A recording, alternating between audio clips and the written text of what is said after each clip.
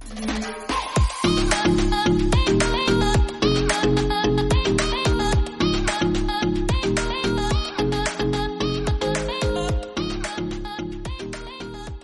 to another episode of Defending the Line. I'm Christy Shepard, and today we have a special guest with us who used to be an investigator, and he is going to talk to us more about the Reid technique of interviewing, and I will let him introduce himself.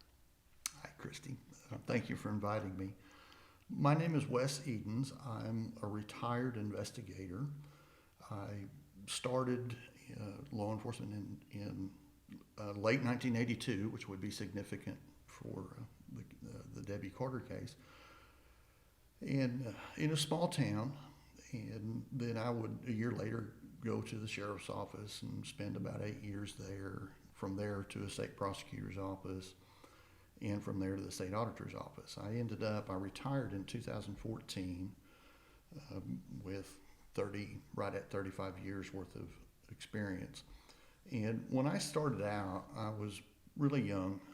It was not anything I particularly wanted to do. I needed a job. It was a job, and I figured I would do it until a better job came along. And as it would turn out, that was retirement. During my career, and oddly enough, probably the trials of Debbie Carter and Denise Haraway played at least some role in that, because I worked security during those trials since I had nothing to do with either case at that time. And I think it pushed me to do investigations, and in those investigations focus a lot more on evidence and crime scene and that kind of thing. And so that was the avenue that I pursued. And during the course of my career, I would first become an instructor for CLEAT, which is the state training agency. And most of what I instructed for them would be crime scene and criminal investigation techniques. Of course, that was years later. That was probably 10 years after I started. I attended a lot of courses, ended up becoming, I don't particularly like the word expert, but I ended up testifying. I have testified in state and federal court as an expert in fingerprints and crime scene reconstruction and crime scene management and criminal investigation procedures. And then in the 90s, because we as law enforcement recognized we had a pretty serious gap in investigations, so we started in Oklahoma what course it's still being taught, the Criminal Investigators Academy. And it's considered one of the best you can go to in Oklahoma. And at the time, I was one of the original 5 people that sat down and said, this is what we need to do, and this is what we need to train, and this is how we need to do it. Probably one of my better achievements, in that it left a legacy. Then in about my next big career change, so I went on for a number of years, both teaching. In addition to CLEAT, I taught at various other places, including East Central University and their collegiate officer program, and different academies and secondary schools. And then then in 2004, I was offered a job at the State Auditor and Inspector's Office in their Special Investigation Unit, and would later become the chief investigator of that unit. And that's what I did for the last 12 or 13 years of my career, which was investigations into law enforcement officers, generally judges, school superintendents, people that were holding some position at a government agency, and there was some question of whether or not they'd violated their office. Okay. Now, and you and I we've met just really recently, in that you photograph at sporting events, community sporting events, stuff like that, and I think it was maybe back in basketball season when we kind of were like, introduced ourselves and kind of knew who each other were. Probably a local basketball game. Yep, I think it was at a basketball game. I learned that photography as part of the crime scene. Yeah, yeah. procedures. These kids are a lot better to take pictures of. Yes, I would imagine so. And so that's kind of how we met. And then you had reached out to me after listening to one of the podcasts, and we got to talking more about this Reid technique. And like I said, I thought it would be really good to hear it from a law enforcement, person's point of view as to how this Reid technique works, because I think that has been one of the things that people have approached me with the most, and one of the things that I think people struggle with the most with wrongful conviction is understanding how someone could confess to something that they didn't do, because it just doesn't seem, that's not logical. It doesn't seem like, like I said, what sane person does something like that? So Right. if you will give us a little bit of history about the Reid technique and kind of where it came from and how it works. Sure. And for Reid, the Reid technique has been around. I did a little research on it, and I never cared much for it. And my reason through the years of that I didn't follow a lot of the Reid stuff is because it just didn't work for me. It was not. I would like to claim that I was smart enough to see what was coming on the horizon, but that's simply not true. It just didn't work for me. And in my opinion, I saw a lot more disadvantages to Reid than I saw advantages. But to talk about Reid, you have to look at a little bit of history. And I think a lot of times, I've listened to your podcast and some others, and a lot of times I think, not necessarily with yours, but with a lot of them, it's easy to start thinking in terms of today. And certainly law enforcement is different today. Science is different today. When I used to teach law enforcement a lot, I would often refer to pre-OJ and post-OJ. Of course, being the OJ Simpson implication. And that is this. I think in prior to the OJ, the OJ Simpson case what it did is it really brought science, forensic science and crime scenes to life. And I think it was a realization for a lot of people that there is a science out there that is where we're going. And I think for law enforcement, when, to watch Barry Scheck, who was obviously very knowledgeable in that area, I think it kind of drove a little bit. That, and, you also didn't have a lot of DNA back then. For Debbie Carter in 1982, it was unheard of. So you have to, when you start thinking about Reid, you have to look backwards into that time frame, because Reid's going away now. It's already, some countries are just flat banning it, period. A lot of the big law enforcement training organizations are now either officially or unofficially moving away from it. And the primary reason for that is because of false confessions that have come to light. Historically for Reid came about in the late 50s, and John Reid was a police officer. He was a psychologist. He was a polygraph examiner, and there was a murder case that happened in, I think, Nebraska, and John Reid came in, and he would end up obtaining a confession from the husband of the lady that was killed, and later. He would recant that confession later, but it was kind of, at that point, it was too late. And that's really, I think, what kind of started Reid and got it going, was the ability to get that confession. And no question, I think the Reid technique is likely to lead to a confession, but now there's some question as to the validity of Right. that, whether that confession is accurate or not.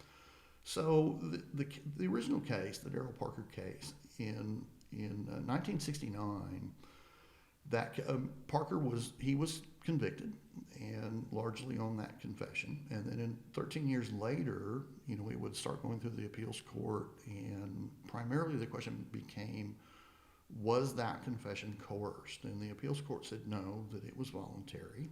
And this case would rock along from the late 50s up until 1975.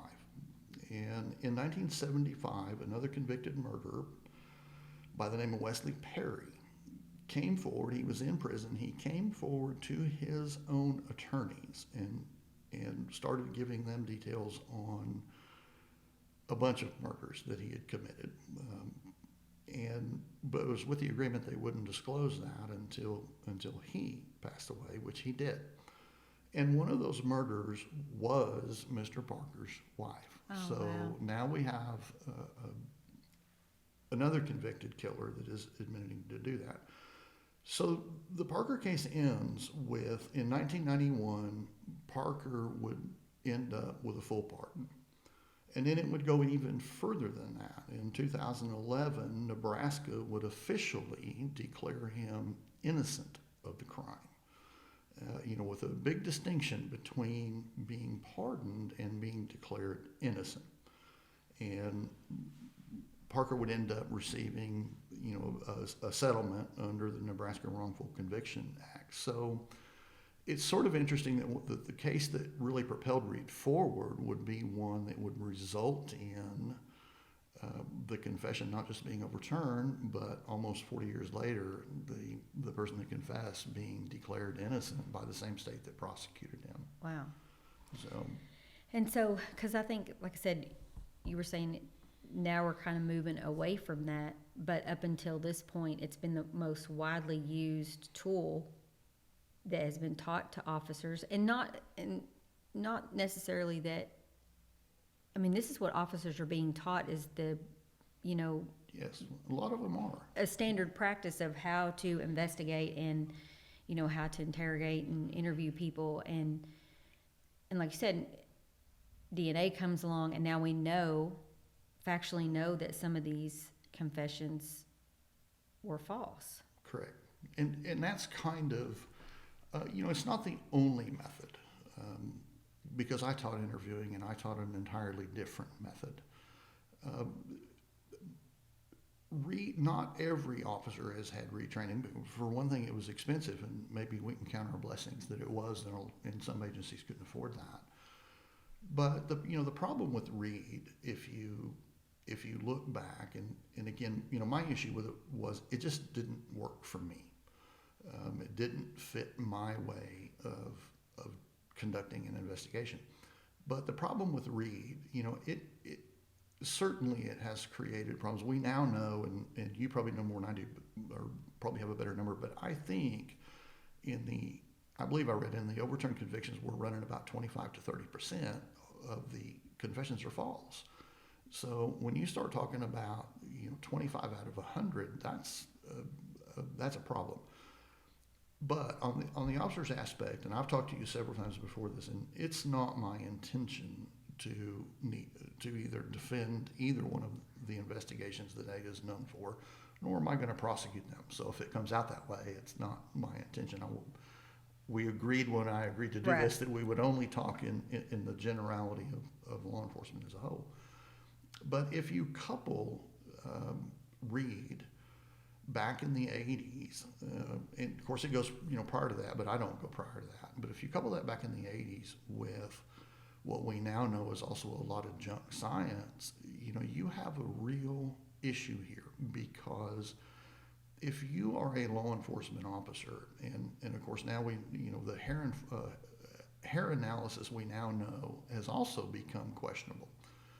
And it's always been, as far as I know, hair analysis, having an expert get on a witness stand and say that, a hair is microscopically consistent with and could have come from the same source. Well, that's, I certainly understand that. And to me, becomes a pretty significant word in that. But behind closed doors, a lot of those people doing those examinations would say, well, I can't say this on the witness stand, but I'm telling you, it is that person. So if you take a law enforcement officer that has been trained, and I've trained a bunch of them, and one of the mottos of training is that in stress, you will do what you're trained to do. Well, if you've trained them in the Reid technique, how would you expect them not to use that? Because by training it, you give them some validity. So now you hand an investigating officer a report that says, here's a piece of physical evidence that ties that person to a crime scene. And then behind closed doors or in a phone call, you have an expert, or recognized as an expert in that time, saying, well, I'm telling you, it is that person. And then they get in a room and start applying I heard Reid termed one time that it is psychological warfare. I'm not sure that's a term we want law enforcement using. And I think, I don't dispute that is a valid term. So I think you have a really bad combination and a really high potential to have that happen. Again, I go back to, there was a time when you would have never convinced me that a person would admit to committing a heinous crime that they didn't commit. I don't understand why they would do that, but the fact is they are, and DNA is now proving that. But you have a really volatile situation when it was back then. Now, we have DNA now, which has cleared up a lot of things. DNA has now brought to light a lot of the sciences that we used to believe were true. And, it's probably worth mentioning that when these experts get on the witness stand, and I've done it, in fingerprints and that kind of thing, it still sort of boils down to they're giving you their opinion about something. Certainly with DNA, they can get up with charts and that kind of thing. But is it possible to fake DNA? And what happens if it is? Because, I got asked one time on a witness stand, could a fingerprint get on an item without a person touching it? And the answer to that is yes, it can.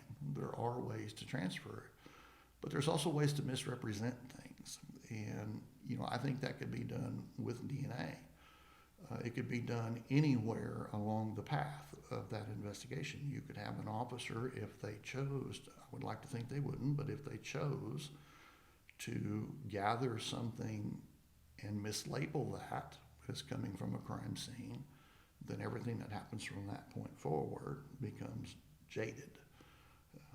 So it's a system that, you got to have good science backed up. You got to have credibility and integrity. And integrity of everybody involved. But anyway, back to Reid. You may have to edit a lot of that. No, that's good. Back to Reid. A few of the things that I really disagreed with from Reid, and again, just me personally. One was this idea that if you're interviewing a person and they tell you something that is untrue, that you stop them and correct them and you don't allow them, to continue that story. And I don't do that.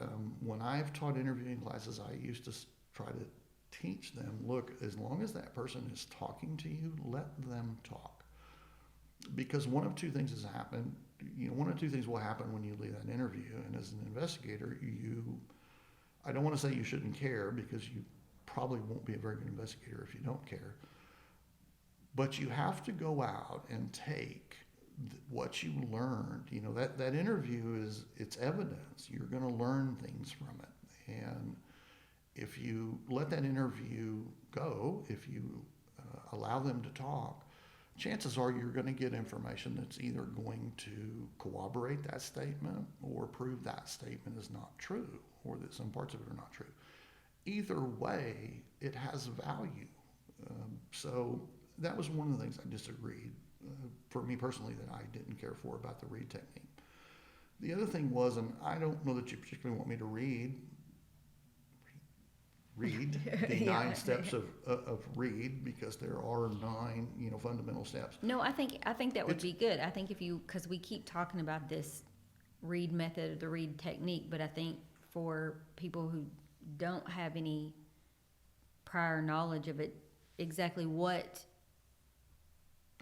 what those things are that we're talking about. Okay, the 9 steps of Reid, and this is, of course, boiled down to something pretty basic, but step 1 is the positive confrontation benefit of the transition statement. What does that mean? Exactly. Number two, theme development and first person themes, third person themes, personal stories, identifying the suspect's needs for committing a crime. And I do have the ones I'm going to take issue with later. Okay. So I will just. So what is that? So with that one, like with theme, what are they? Are they talking about that establishing that narrative that they want to stick to? Well, whose narrative? Right. So if Yes. the police already have, or the investigators already have kind of this narrative or this story that they want to. Yeah, I'm going to get to that. Okay. And But so but it's going to be about step 8. When I okay. get So there. but that is Yes. the actual step then, is to establish Yes, this theme. Yes, Okay. the narrative, and to me that can be very dangerous. And I've taught a lot of interviewing classes, and we've done a lot of interviews that we've critiqued over and over and over. And it's very easy for officers unintentionally to interject something that can later become a point. For example, I used to caution investigators in class. I said, we tend to, I think, as people we tend to hear things we want to believe more than we hear things that we don't want to believe. And you can get on Facebook if you don't Yeah. think that's true. So what can happen is, let's say, for instance, you're doing an investigation and you have tentatively identified, let's say, a black pickup truck, and you're interviewing a witness somewhere down the road, and that witness says, well, I saw the truck, I think it was maybe dark green or blue. And then you say, well, could it have been black? Well, the response is most likely going to be, well, yes, it could have been. But now you have suggested something to that person that may have moved them away. And I think that can be done very inadvertently and unintentionally, and that's a really basic example. But that's the kind of thing you have to be, very aware of, is interjecting, these ideas. I have read on more than one thing about Reid, and the specific case is escaping me, but it was a lot of the criticism of Reid is basically the confession ends up being the officer's narrative rather than the person being interviewed. So that is a little bit of a pitfall. Step 4, overcoming objections and handling logical challenges. I don't have a large problem with handling a logical challenge. If somebody tells you something that is physically impossible, then certainly I don't have any problem with doing that. Again, I'm not stopping them during the interview. I'm going to let them continue with that story. This step 5 is along with procurement and retention of the suspect's attention, use of role reversal, challenging the suspect values and traits, addressing the suspect's fear of consequence, and addressing the futility of continued denials. Yeah. How long do you want to make this podcast? Yeah. Probably a key thing in there, any statement, the key point of any statement is voluntary. And you can read all sorts of case law about, various things that have occurred, during an interview.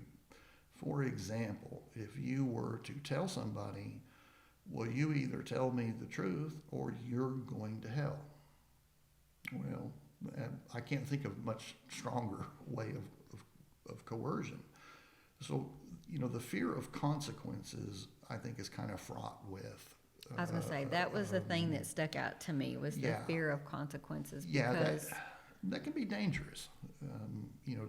I think that could push you over that threshold, of being coercive. And of course, as you well know, you insert into that, by and large, there's exceptions, but by and large, a lot of people that find themselves in an interviewing room are people that have substance abuse, alcohol, mental health issues.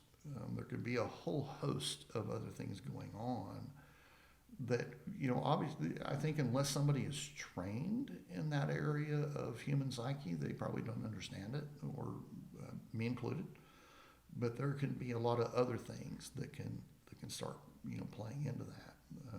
And what sticks out to me too, the whole fear of consequences, is if it is an actual innocent person, that fear of consequence is going to be off the charts. If you are, fearful that you're going to be punished for something that you didn't do, and you know that you didn't do it, and that's a lot of times what innocent people do is they come in and they just rattle. I mean, absolutely, they want to be helpful, and they just tell all there is to tell, and of course they don't need an attorney, because why would I need an attorney? I didn't do anything. And so anyway, Right.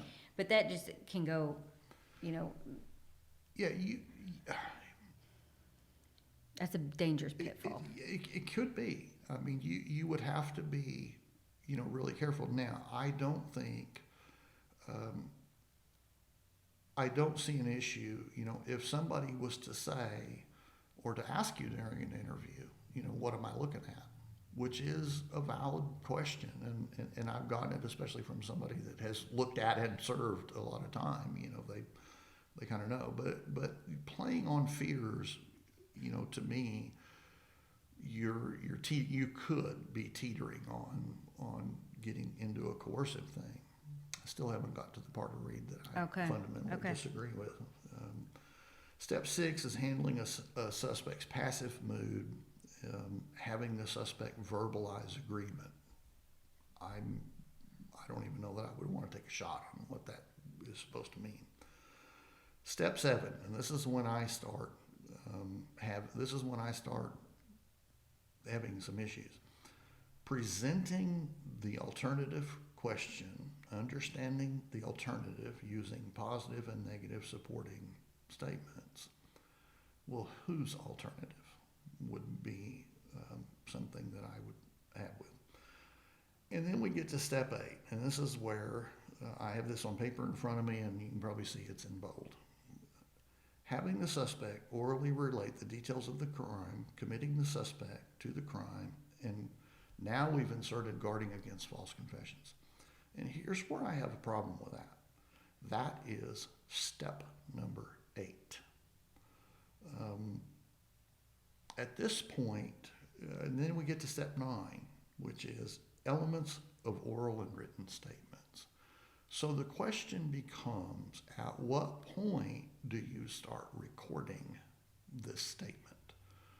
And I know in the past there has been some marathon interviews, and I suspect some of them have resulted in probably 100% valid confessions, and some of them have not. But now we are at a point where I think as an investigator, you have to be very cognizant that if you're not recording it, we have moved away over the years, I think. I think there was a time, if the police arrested you, you probably did something. That was the consensus of, I think, a large part of people that were likely to be on a jury, especially when we pick juries. I honestly think probably to a large degree it's still that way.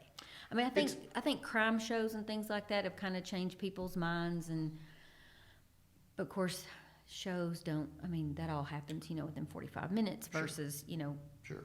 potentially years. But I think But for the most part is that people believe like, well, you had to have done something. Yes. You had to be on the radar somehow. Well, and probably, one of the big transitions, I think, certainly in the courtroom part was, at one time we picked jurors off of a registered voter list. So you were getting people that were socially responsible, enough to go register to vote, and it might come as a shock to some people, but there's a whole class of people that don't do that have never voted in their life. And we transitioned from that to picking jurors off of driver's licenses, and that includes even those that have had suspended driver's licenses. I know that from sitting in jury selections. So, there was a time back then, and again, if we go back in the Debbie Carter case to 1982 and then the trials in 84, 85, can't really remember which year. I think back then you did have a pretty strong, certainly here in Oklahoma, and I think probably a lot of other states, you did have that mentality of, well, you must have done something. I actually heard the statement made in an interviewing class and I'm not certain that it was a Reid class, but I did hear the statement by the person that was teaching the class that said, "No one is innocent." And he said that early enough that I knew I could just probably not pay much attention to the rest of that class. Um, so I think that was a mentality back then. So you get into, I think now, these marathon interviews better be recorded. And I think for the most part, they are now. I mean, I think we're realizing that, but that wasn't always the case, and it certainly wasn't the case back then. I mean, of course, now, recorders are everywhere. Right. And, it's interesting that when I first started working on policy work, that was one of the things that we wanted to get changed was to have recorded interviews. And I remember at the beginning, people were like, well, we can't do that. That kind of equipment is expensive. And now it's, everybody Right. has it on a phone or, Right. anything. But Yes, when you turn that on and when, I think that becomes a matter of, and how that's conducted, that's still a matter that's being. yes. I think the day's coming.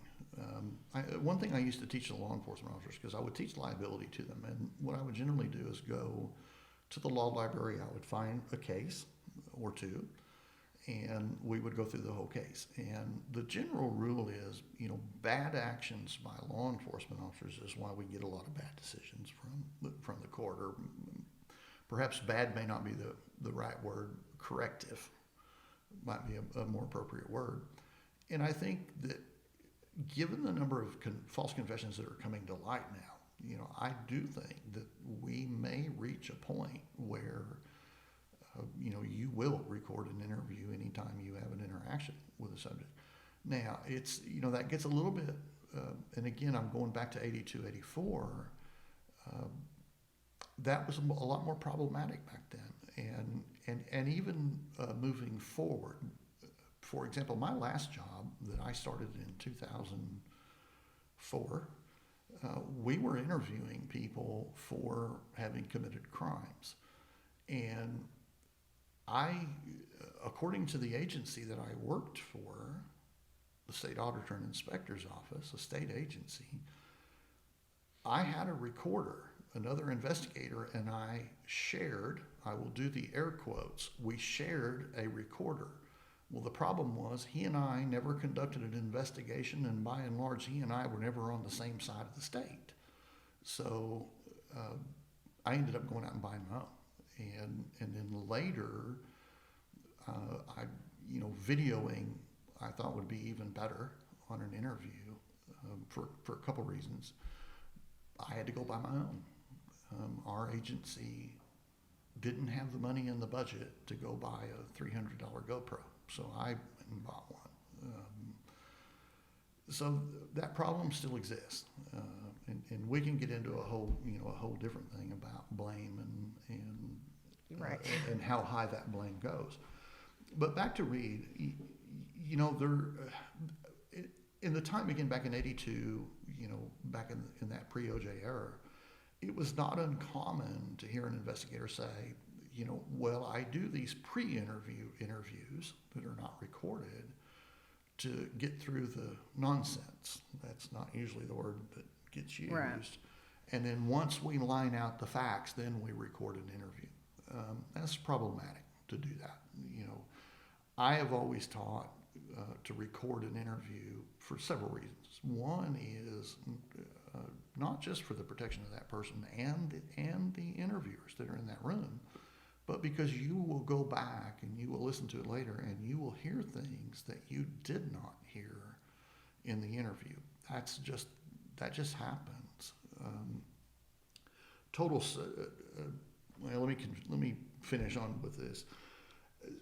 So with that 9 elements of Reid and ending with, essentially then after you've done the 8 steps, well, then you start working on documenting that. That's hugely problematic to me. But now we move forward where we have the 25 to 30% that we're now recognizing are false confessions. So, and of course, that's of cases that have been exonerated, I think most typically through DNA that has come through and kind of removed that now. But Reid started really coming under fire after that. And again, I think it was just mostly because people were maybe still not understanding this idea of a false confession, but realizing it is occurring and it is happening. So a few things that kind of happened, one was Canada. I was in a class with someone else teaching it one day, and I asked the instructor during our break, it was sort of a test. I said, what do you think of the Reid technique? And he said, we're banning it in Canada. And I went back and looked, and sure enough, they are. So when you have an entire country that is saying, yeah, we're not real sure this is a good technique to use now. And then Wicklander, they're a big trainer. If you look at their training list, it includes kind of the who's who of federal agencies, DEA, NSA, FBI, and all them. They have now dropped Reid completely. It is no longer a part of their itinerary.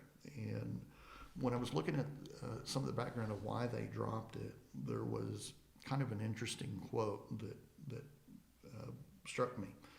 In Reid, and it's generally accepted, in this country, you can lie to the person you're interviewing.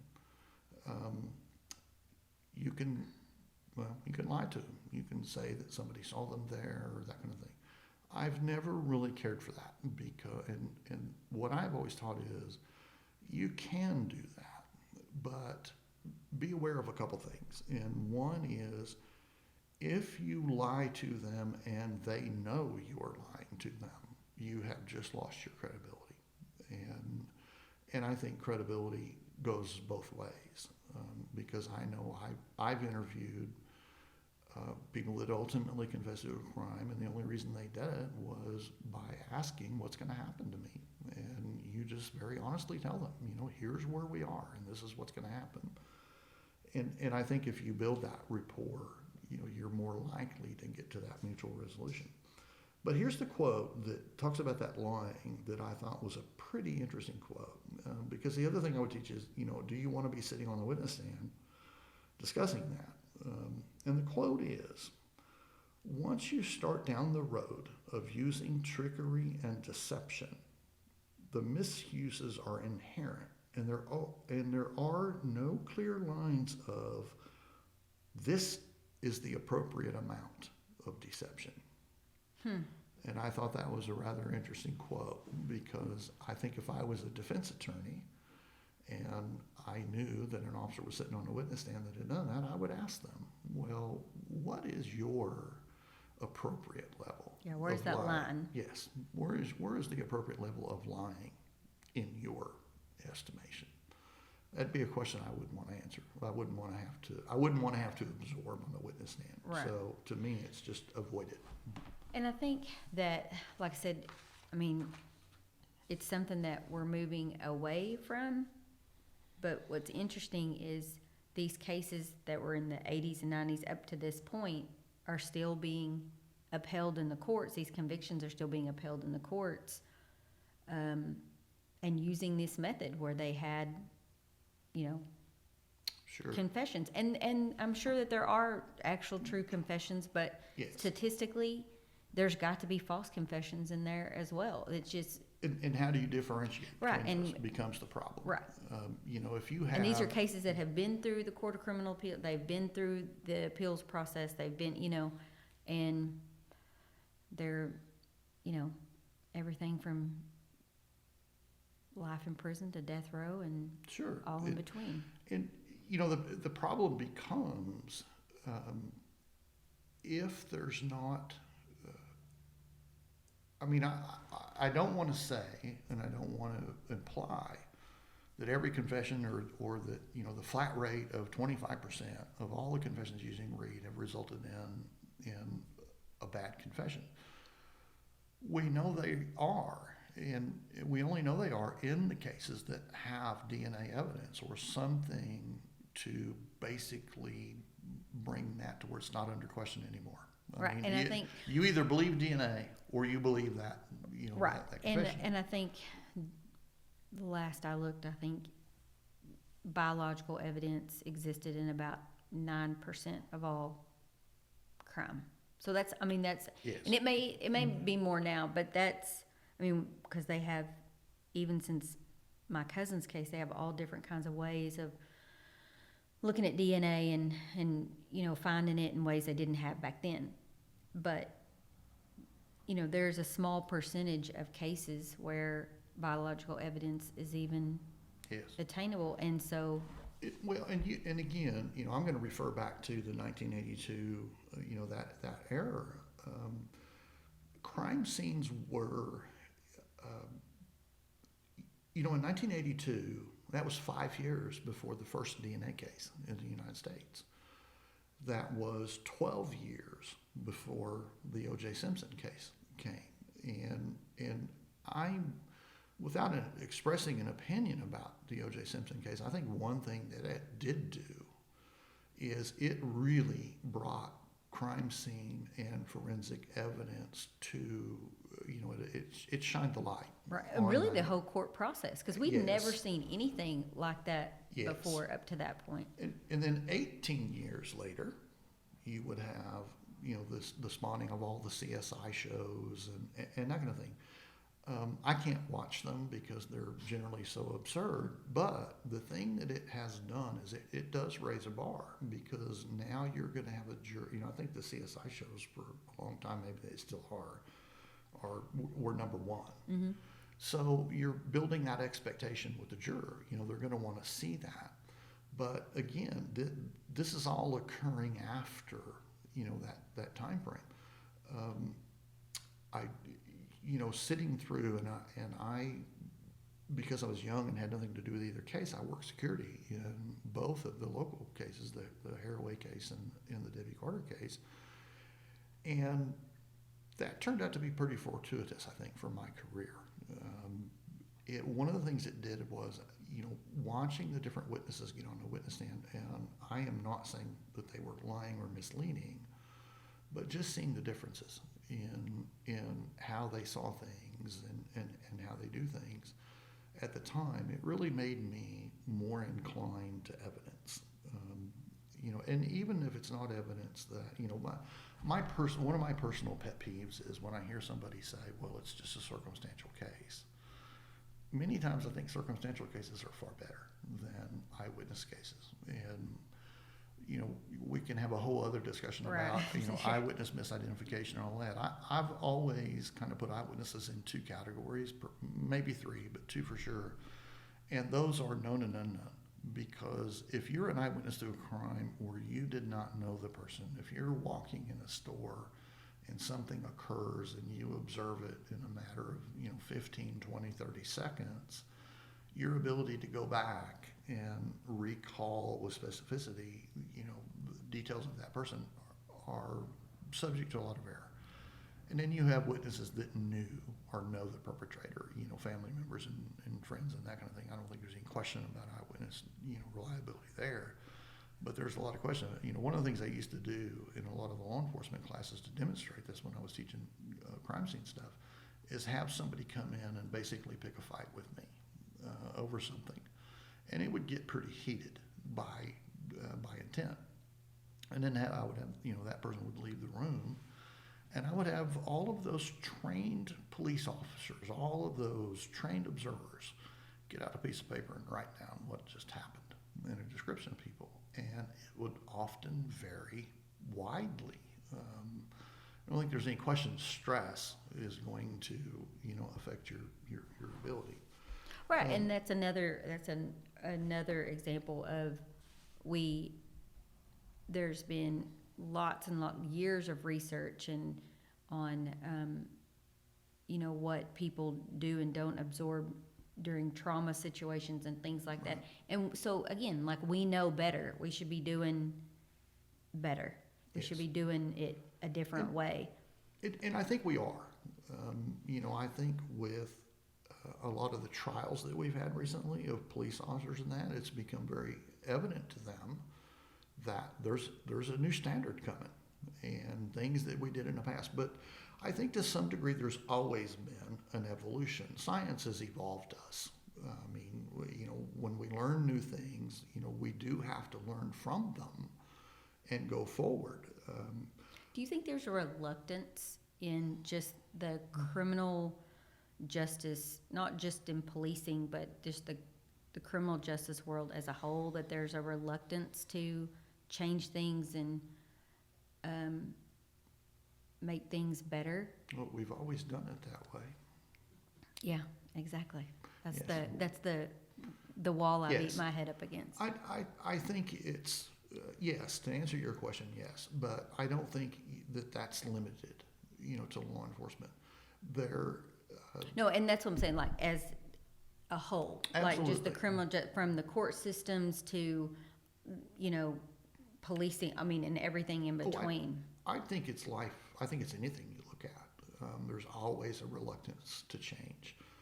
And, a whole different subject, but part of that is, I think a lot of times if you have people that are higher up in administration, the chances are they got there by having 25 or 30 or 35 years of experience.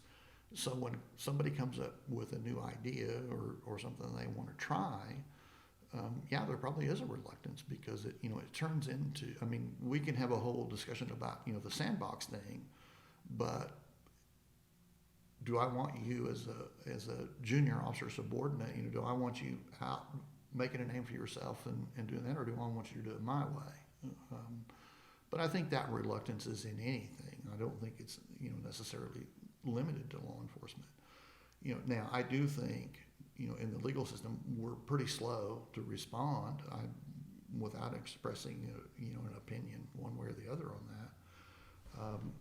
From December of '82, it took 31 years for the FBI to come up and say, gosh, this hair analysis may not be what we thought it was. 31 years. So that's a long time. And that's, certainly a decade. And a lot of people's lives affected in Oh, between. sure. And that's a decade after, DNA has become very prevalent. By that time, I mean, I know when DNA first came out, because, we had cases around here where it was discussed, and it was cost prohibitive. And now, we're doing DNA at $100 a kit. at high schools, and my wife happens to be a very accomplished science teacher who has taught that very subject, and done DNA extraction in a classroom. So I think we evolved. Yeah, I did a field trip once with my son, and we did strawberry DNA, Yeah, and I there was you like, go. this is blowing my mind. Yeah, so I think there's, I think what we're seeing is an evolution, which we've constantly had one. Like I said, from 1903, we've had them. The mistake we would make is recognizing there's a problem and not trying to fix it. To answer your question about a reluctance in the legal system, I know you are well versed in this idea. There is nothing in the legal system that moves with great haste. No. And that's the way it's been. So. Yes, the wheels of justice certainly turn forward, but they don't. But very slowly. Yeah, and they usually don't turn back. That's for sure. They usually don't. So, I've said several times that I would teach interviewing a little, in a different method. I would get asked nearly every class I would teach, well, how do you tell if a person is lying to you? And my answer to that has always been, you have a good investigation before you sit down and do that interview. Because if you start getting into you ask a visual question and they looked up and laughed, or if you ask, you can't do that. You're hard pressed. An interview is high stress for everybody in that room. It's certainly more high stress for somebody that's looking at spending the remainder of their life in prison, but it's high stress for everyone else too. To do that, maybe not quite to that same level. And then you add in cultural differences and things like that. It's like nothing really applies. Yes. To one person, I guess. Yes, you're dealing or with one group of people. You're dealing with people, and people are just inherently different. So, there could be a lot of factors that come into that. But to me, it's always been, that idea of having that investigation done and doing it, in a manner where hopefully when they make a statement, whether that statement was, you may not know whether it was 100% true or 100% false, but you may have a pretty good idea. I would give an example. I know you're very familiar with stage crime scenes. When we had a case in Seminole County where we encountered that too, and I was cognizant that what I was looking at that crime scene was off. I knew something was, very odd about that. And then during an interview, one of the people that would later be convicted of that homicide, when he made a statement, it immediately clicked why they did what they did, to look at it. And it was, of course, like any stage crime scene, it was to cast that investigation into a different direction. But I think, having that good investigation and sitting down with that attitude of learning something from that interview, and that doesn't necessarily mean a confession. And, and then the follow-up is as soon as, if somebody does start confessing, then you certainly need to start be thinking about what you can get that either corroborates that or refutes that. And that's a hard thing, I think. I used to I don't want to use the term beat into the investigators that I've trained and the ones that have worked for me, is try to ride that fence where you're not committed to one side or the other. Your job is to get those facts. Yeah, because even in Debbie's case, and I'd kind of forgot that there was a guy that came in and just randomly confessed to the whole thing, and because I think he was kind of known by the police, and because all the odd things that were they just were immediately like, thanks, but we got this covered. Right. And it does, and I've read the transcript, it doesn't match at all, but it was just interesting that didn't fit, and they knew, and they just dismissed the whole thing, And I think you will almost always have, that red herring in a case. I can give you a really prime example of that. We had a robbery homicide in a county adjacent to Pontotoc County, and the victim was shot in the head, and he lived long enough to actually call the police and give his name and say that I have been shot and this is where I am, and he would subsequently die. He gave a statement, and in that statement he said that he described a particular car that person was driving. The trouble with that was we had two very good witnesses sitting in the front of that store. In fact, one of them had brought him to the store to close it. And where he was when he was confronted, which was in the officer, he couldn't see the front of the store. The people out in front of the store saw no such car. We ended up getting the murder weapon, and we got statements from one that we corroborated, which included, getting the murder weapon back from the other person. And we never could tie in where that came from. Now I was very cognizant he had been shot in the head. So stands to reason that may have, no telling where that memory came from. Right. So that's going to happen, and that's definitely exculpatory. Yes. Yes. I listened to your last podcast. So you are going to have those kind of things, but it behooves an investigator to, it's sort of a paradox. You have to care, because if you don't care, you're not going to be a very good investigator. Because, a lot of times you have to do, you work unbelievable hours, often for no compensation. And you're not going to do that if you don't care. And if you don't care about that victim or those people, this probably is not the profession for you to be in. So you have to care, but you also have to be able to have that unbiased look towards what you're seeing. I mean, I used to always tell them, look, it's okay to have a theory, to develop that theory while you're working that crime scene. Just be ready to come off of that when the evidence starts showing you something different. Yeah, and I think that's a big part of it is being aware of our bias and Yes. and what it's certainly a part of it for sure. I just had to take an implicit bias course to get my OSSAA I media will accreditation. be So taking you can that take as that well too. this evening. Yes. Yeah, you do, and one of the hardest things the last probably 6 or 8 years of my career, as chief investigator, one of the hardest things we had was hiring people with that right kind of mentality of being able to set whatever biases you have aside and go from there. And that's a difficult thing to do. I think we all prejudge a lot of things, and it's when you find somebody that can do that, they're going to make a pretty good investigator. And then I think some of that comes with age and maturity as well. But anyway.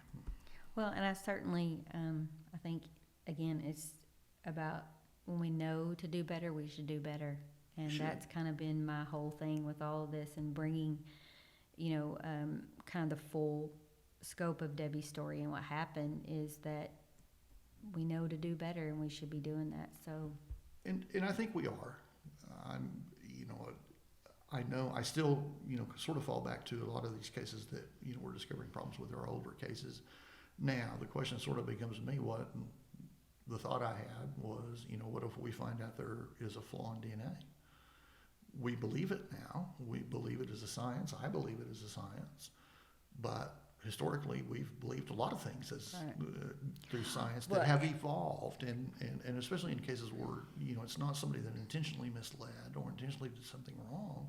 We just learned some new piece that changes, what our belief is. that is something I've said often is that after doing this work and looking into Debbie's case, I don't think that you would ever catch me saying I'm 100% sure about anything ever again. And that doesn't, that including what I see. I mean, I just don't, it's just, that's one of the things I've learned for sure. And I think look, my position has changed over the years. For example, I've made my mistakes too as a younger officer and that kind of thing. And back then, I think it was very easy to see the system as adversarial and us versus them. That's not healthy to do. And that was part of the reason the first time we talked and you said, well, would you come on my podcast? My first thought was, yeah, I will, because it's not, we could disagree on something. That doesn't make us enemies, but if we don't, I don't want to get political, but part of when two people are unwilling to sit down and have a discussion about something, our chances of improving a situation are zero for the most part. Yeah.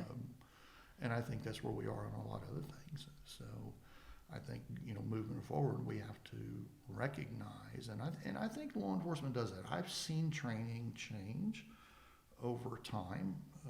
I've seen a lot of changes from, what we did. Gosh, it'll make me sound old, but back in my day, to what they're doing now. I have a nephew who is currently in law enforcement here, and he tells me about some of the technology and things they have now, and I just kind of shake my head and say, well, I had a number 2 pencil. Yeah. So, but we have to do better, and this is a part of it. I mean, I think reviewing and looking at the past and things that have been done when we gain new knowledge is part of that process. Yeah, and just moving and recognizing that we, maybe need to do things different and taking ownership and accountability of that, I think is important. I do. We've talked about accountability a couple times on the phone. I would never say, no, we should not hold people accountable. That's just an inherently bad statement. But I think one of the things we have to do is we also have to incentivize having, bringing up, for lack of a better term, maybe a better class of investigator, the Cleat did that to some degree when, again, going back to 1982, 1983 era, when I went to work at the sheriff's office, when I walked in the door, I made exactly what a deputy made that had been there 10 years. When I walked out the door, I made exactly what I made when I walked in the door, aside from training and everything else. Years ago, and I don't remember the era, I want to say probably 90s, mid-90s, late 90s, Cleat, our state law enforcement council, they came out with this idea of of separating the idea of, you basically had two sorts of officers. You had certified officers and non-certified. Certified went to the academy, non-certified had not. You could go to the police academy. I went in 1983. You could go to the police academy back then and then never set foot in a training class again, because there was no requirement. That was a legislative issue. And so Cleat eventually developed an extension of those levels. You went from basic certified to intermediate to advanced, and then of course the instructor levels, for teaching for them. But in my experience, attaining those levels meant nothing other than you got to put something else on the wall, I guess. And I think we have to change that. We have to recognize it if we want to expect more out of our police officers, and I think we do. Certainly, because like you said before, the bar has been raised. So the expectation level is very different, and we need to. Yes, the expectation level is different, and if you want to apply DNA and these other things, they all fall back to the crime scene. If you corrupt it at that crime scene, then it's corrupt from that point forward. So it behooves you to have people that know how to deal with that kind of thing. So I think in addition to the accountability, because to me accountability is sort of a backside thing. You're going to correct a problem after it's occurred, and sometimes that's definitely warranted. That's what our prisons are for. That's the accountability. But I think the other thing we have to look at too is incentivizing that. And if you want to do another podcast about blame, we can start talking about blame. But a lot of it, like everything else in government, boils down to money. Yep. I was part of a group that was making recommendations on number one, mandating training for law enforcement officers, and then number two was how many hours that was going to be. And I'm here to tell you, I had a lot of sheriffs and a lot of police chiefs red-faced mad at me because their attitude was, I don't have, and it was true back then, I don't have the manpower or the money to start sending people to school. And that conversation is still taking place now. When Absolutely. I was on the Death Penalty Review Commission, and we had the interim director at the time come in and speak to us about Cleat and training and stuff, he said that very thing. Like, I would absolutely love for my officers to have more training. I would, but because there's no dollars for that, then what do you take away? Absolutely. What do you take away to add? And that's where he was at. And it's and we can certainly get into that. Yeah, we could. I mean, I know you've dealt with the legislature. If you've never done that, I recommend everybody do that at least once. It certainly changes your perspective, and I always tell my kids, like, it certainly brought my civics class to life, and that how a bill passes from one committee to the next, but you really have no understanding of that makeup until you see it for yourself. And I've gone to other states. I mean, I've been in Nebraska, and I've been all over, and it is odd too that every state is completely different, and that process is different. Yes. And I know when I retired, my general thought was, if I never walk up the steps of the state capitol again, I will be perfectly content. But you have a problem at that level of money. Money is always a problem, and of course you have a combination of things too. When you have legislators for the most part do what's politically expedient at the time, and the thing that's getting the most attention. We're seeing that right now with the case of the missing young lady from the Colorado, Wyoming area. That's just, it's all over the news and that kind of thing. And it's always kind of fascinated me how one case, I made the comment the other night, that we'll have one case that just draws an exorbitant amount of publicity, while there could be a nearly identical case that occurred, 10 miles away that gets that gets no publicity. So political expedience bears a lot to do with that, and that carries down to our legislators as well. So you had this time, during the war on crime, the war on drugs, and it was politically expedient for our elected leaders to be tough on crime. And, they would go pass a lot of legislation that, perhaps on its face value looked good, but then they wouldn't fund it, or they wouldn't fund, that part of it. So when we start talking about all these, these issues that we're seeing, there's plenty of blame to go around. Yeah. Other than, I think in either your last or your second to the last podcast, you made a statement that said at some point you realized this was a much bigger problem than Debbie Carter, and it is. Yeah, and I think part of it is, again, having this conversation with you, letting people know how, the inner workings of these things, because I think as just everyday citizens, we go about our lives and raise our kids and go to work and go to church and things like that, and you think just because something, the way that it works, because should be the way that it works, well, that must be then how it works, and we really don't have any idea. And if we want better, then we have to know what it is that we're even wanting. Right. Yeah, perfect example of that is I had somebody complain to me about a plea bargain in a case, not a murder case. I mean, it was I want to say a lesser crime case, although I used to teach, how do you rate the seriousness of crime? And the answer to that is it's how close it is to the person that's rating it. But he was upset about, a plea deal that went on. And my response to that was, well, in this county, I think that year, the year before, we had filed about 2,000 misdemeanor cases and around 700 felony cases. So if you took those to trial, when you figure an arraignment and a preliminary hearing and a trial, it is physically impossible. We don't have enough courtrooms. We don't have enough judges. We don't have enough prosecutors. We don't have enough law enforcement.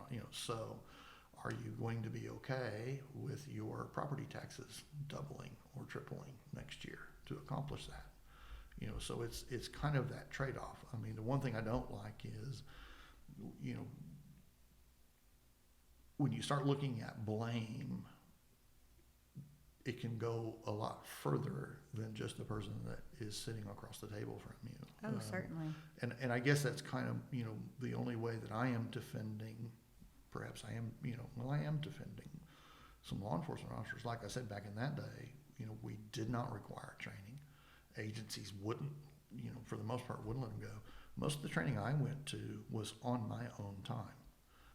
I distinctly remember in 1989 when I was accepted to a course in Quantico, Virginia at the FBI Academy, the only way I could go was to use 2 weeks of my vacation time, and then they gave me a week. I didn't mind, and it propelled my career, and I'm glad I did that. But I think that's an unrealistic expectation, to do that. So, we have to look at that much bigger picture too. Of, okay, this is where we are. Where do we want to be, and how are we going to get there? Yeah, I would certainly agree. Well, I thank you so much for doing this. I know that you were probably a little concerned at first, but I was. Yeah. The thought crossed my mind. Yeah. But I go back to something I've always taught which is we can't be adversarial and get anything done. Now I did give you that prerequisite of I am not going to specifically discuss either one of those cases. For a lot of reasons, and one being I didn't investigate them. right.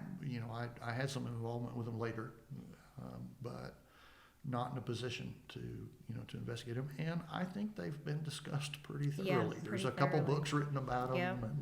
Yep. And and I think, like I said, I don't think I need to add to that. No, and I think it's important to let people know the things that I've learned, and whereas I can talk about the Reid Method, but I think that it certainly, you carry more weight when it comes to talking about that. So again, I appreciate you so much for doing this, and we may have to talk about something else at a different time. Thank you for inviting me, and I will most likely accept that invitation. All right. Well, thank you again. Thank you. Bye.